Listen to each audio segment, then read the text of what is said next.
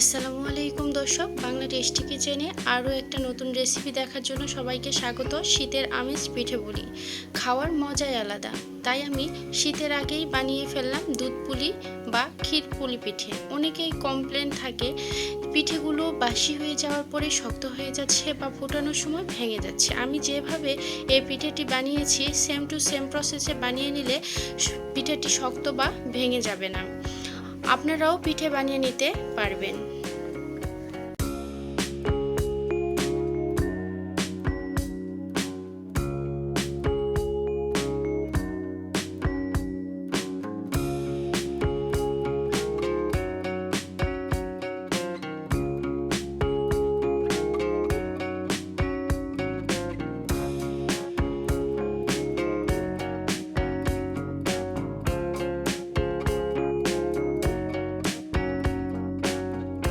প্রথমে আমি একটা আটার খামির তৈরি করে নেব। তাই প্রথমে আমি 2 কাপ পরিমাণে আটা নিয়েছি। আমি অল্প করে পিঠে বানাবো, তাই 2 কাপই আটা নিয়েছি, এর বেশি নেব না। এবার চুলায় একটা প্যান বসিয়ে 2 কাপ পরিমাণে পানি নিয়েছি। পানিতে আমি 1 চিমটি লবণ দিয়ে দেব। লবণটা স্কিপ হয়ে গিয়েছে। চুলার আঁচ মিডিয়ামে দিয়ে বলক আসা পর্যন্ত ওয়েট করব। এরপর এতে 2 কাপ আটা দিয়ে ভালো করে নেড়ে চেড়ে পারফেক্ট একটা ডো তৈরি করে নেব। ডোটা সুন্দর করে এভাবে নেড়ে চেড়ে করতে হবে। ডোটা একদম শক্ত হয়ে যাবে না, শক্ত হলে কিন্তু পিঠাটাও শক্ত হয়ে যাবে। তাই একটু নরম রেখে ডোটা তৈরি করতে হবে। ডোটা আমার রেডি হয়ে গিয়েছে। এবার একটি বাটিতে সবগুলো আটাকে ঢেলে নেব। দেখুন কতটা নরম হয়েছে। এটা গরম গরম অবস্থায় হাত দিয়ে ভালো করে মেখে নেব, এতে করে পরে শক্ত হয়ে যাবে না। ডোটাকে কিছু দিয়ে ঢেকে দেব। চলে যাচ্ছি নেক্সট পর্বে। পিঠার ভেতরের পুর রেডি করব। প্রথমে আমি 1 কাপ নারকেল নিয়েছি ও 1 কাপ চিনি নিয়েছি। চিনিটা আপনারা আপনাদের স্বাদ অনুযায়ী দেবেন। চুলায় একটা প্যান বসিয়ে নারকেল ও চিনি দিয়ে ভালো করে নেড়ে চেড়ে নেব। এভাবে নাড়াচাড়া করতে করতে দেখুন পানি বের হয়ে এসেছে।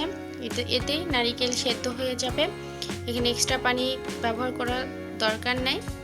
তো দেখুন আমার নাড়াচাড়া করতে করতে কালারটা চলে এসেছে। এক পর্যায়ে যখন দেখবেন এভাবে দলা পেকে আসছে বা আঠালো ভাব হয়ে আসছে, তখন পুরটা একদম রেডি।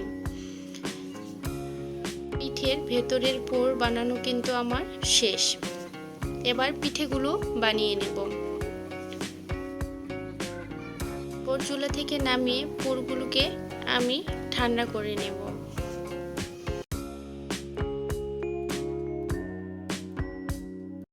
আগে থেকে যে ডোটা মাখিয়ে রেখেছিলাম সেখান থেকে ছোট্ট একটা লেচি কেটে নেব। লেচি কেটে নেওয়ার পরে এটাকে গোল করে নেব। হালকা একটু গোল করে ভালো করে বেলনির সাহায্যে রুটির মতো শেপ দিয়ে নেব।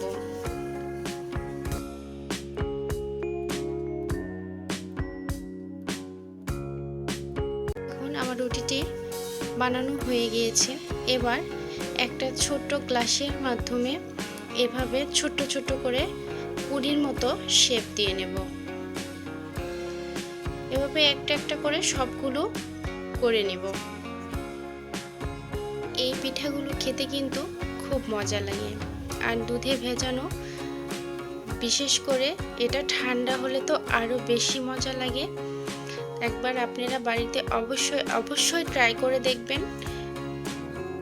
আমি যেভাবে বানাচ্ছি সেম এভাবে বানাবেন, দেখবেন একটুও শক্ত হবে না বা ফুটানোর সময় ভেঙেও যাবে না। বলতে বলতে আমার সবগুলো কাটা হয়ে গিয়েছে। এবার ওখান থেকে একটা নিয়ে ভিতরে একটু করে পুর দিয়ে হালকা হাতে চারিদিকে একটু চাপিয়ে নেব। এবার হালকা হাতে প্রেস করব। দেখুন ফুলের মতো একটা শেপ। আপনারা চাইলে নাও দিতে পারেন, এমনি রেখে দিতে পারেন। আর যারা পারে তারা করে নেবে, দেখতে সুন্দর লাগে, খেতেও কিন্তু মজা লাগে। এভাবে একটা একটা করে সবগুলো বানিয়ে নিব। আপনাদের বোঝানোর ক্ষেত্রে আরেকটা দেখিয়ে দিচ্ছি।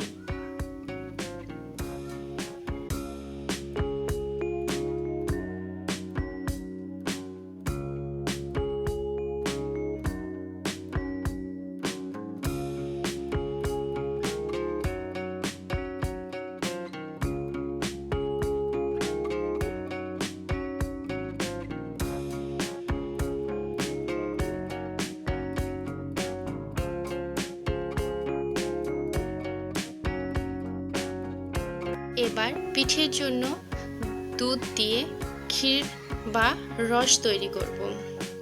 তাই চুলায় একটা প্যান বসিয়ে নিলাম। এখানে আমি 1 কেজি পরিমাণে দুধ নিয়েছি। সম্পূর্ণ দুধকে প্যানে দিয়ে দেব। এবারে এখানে অ্যাড করে দিচ্ছি আমি খেজুরের গুড় বা রসের গুড় বলতে পারেন। তো এটা দিয়ে পিঠা বানালে কিন্তু দারুণ লাগে, খেতেও কিন্তু খুব মজা লাগে। এরপর এর সাথে দেব 2টা তেজপাতা, 4 থেকে 5টা সাদা এলাচ এবং 2 থেকে 3 টুকরো দারুচিনি। সবগুলো উপকরণ দেওয়া হয়ে গেলে একটা খন্তার সাহায্যে ভালো করে নেড়ে চেড়ে গুড়ের সাথে মিশিয়ে নিতে হবে দুধটা। দেখুন কালারটা কিন্তু অনেকটা সুন্দর হয়েছে। এই দুধটাকে আমি 1 কেজি দুধের থেকে হাফ কেজি করে নেব। এতে খেতে কিন্তু অনেক মজা লাগবে। দেখুন আমার দুধটা প্রায় কমিয়ে এসেছে। দেখুন অনেকটা কমিয়ে এসেছে, ঘনও হয়েছে। এবারে এখানে আমি বানিয়ে রাখা পিঠেগুলো দিয়ে দেব। এভাবে আস্তে আস্তে করে সবগুলো পিঠে দিয়ে দেব।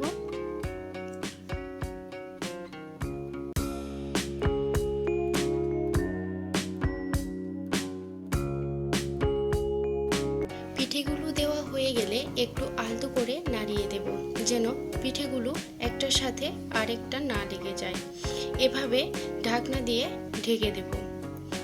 এবারে 4 থেকে 5 মিনিট জাল করে নেব। এরপর এটা ঠান্ডা করব, তারপরে এটা সার্ভ করব প্রায় 3 ঘন্টা পর। এটাকে আমি নর্মাল ফ্রিজে রেখে দেব প্রায় 3 ঘন্টার জন্য। দেখুন পিঠাটার কালারটা কিন্তু খুব সুন্দর হয়েছে। এটা ঠান্ডা হলে আরও সুন্দর হবে। প্রায় 3 ঘন্টা পর ফিরে এলাম। দেখুন পিঠাটা কিন্তু দেখতে খুব লোভনীয় লাগছে এবং খেতেও কিন্তু ভারী মজা, আর একদম নরম ও সফট হয়েছে, হাত দিলেই ভেঙে যাবে। চলুন এটাকে সার্ভ করে দেখাই। দেখুন কালারটা কিন্তু দারুণ এসেছে। এভাবে পিঠে বানালে একটুও ভেঙেও যাবে না বা শক্তও হবে না। কত সুন্দর কালারটা এসেছে, তাই না? আপনারাও অবশ্যই আমার টিপসটি ফলো করে বাড়িতে একবার বানিয়ে দেখুন। দেখুন কতটা সুন্দর হবে। বানানোর পরে অবশ্যই আমাকে কমেন্টে জানাবেন। আশা করি আমার এই পিঠে রেসিপিটি আপনাদের কাছে ভালো লেগেছে। ভালো লাগলে আপনার প্রিয়জনদের সাথে শেয়ার করতে ভুলবেন না। আর সেই সাথে সাথে নিত্য নতুন রান্নার ভিডিও পেতে আমার চ্যানেলটা সাবস্ক্রাইব করার অনুরোধ রইল। পাশে থাকা বেল আইকনটি প্রেস করতে ভুলবেন না। এতে করে নেক্সট ভিডিও দেওয়ার সাথে সাথে আপনাদের কাছে প্রথমেই পৌঁছে যাবে। তো এখানেই বিদায় নিচ্ছি। ভালো থাকবেন সবাই, সুস্থ থাকবেন। আল্লাহ হাফেজ।